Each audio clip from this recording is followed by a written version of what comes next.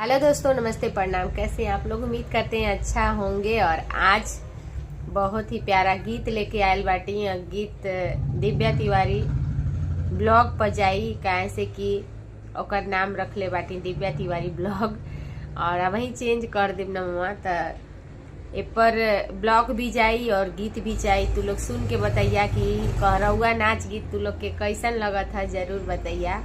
आवाज सुनावत बाटी, देर ना कैले। ननद जरही फूल गेंदा से मारे, ननद जरही फूल गेंदा से मारे।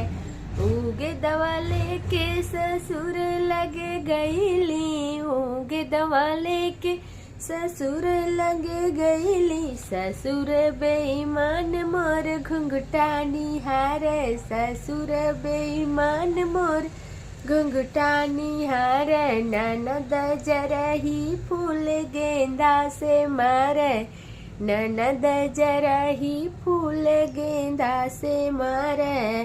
उगे दवा लेके जेठऊ लगे गईली, उगे दवा लेके जेठऊ लगे गईली। जेठवा बेईमान मोर बहिया निहारे, जेठवा बेईमान मोर बहिया निहारे।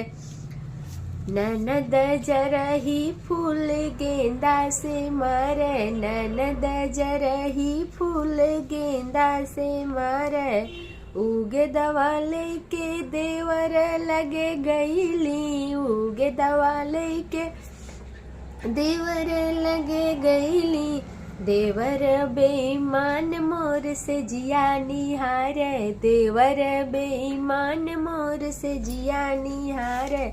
ननद जरही फूल गेंदा से मारे, ननद जरही फूल गेंदा से मारे। उगे दवा लेके पिया के लगे गईली, उगे दवा लेके पिया के लगे गईली। पिया दिल वाला हमके सीना से लगावे, पिया दिल वाला हमके सीना से लगावे। ननद जरही फूल गेंदा से मारे, ननद जरही फूल गेंदा से मारे। तो सच में ननद जरबा करे नी, जब देखा लोगन तब जरता रहनी भौजैयन से। पता नहीं कौन दुश्मनी बा, काहे शुरुआत से चलत आवत है। जब देखा तब ननद लोग जरत रहनी, ये बिल्कुल अच्छा नहीं लगत ना। लेकिन अब का करल जाई, जब जरतब आइम तो बर्दाश्त करे के पड़ेला, है ना।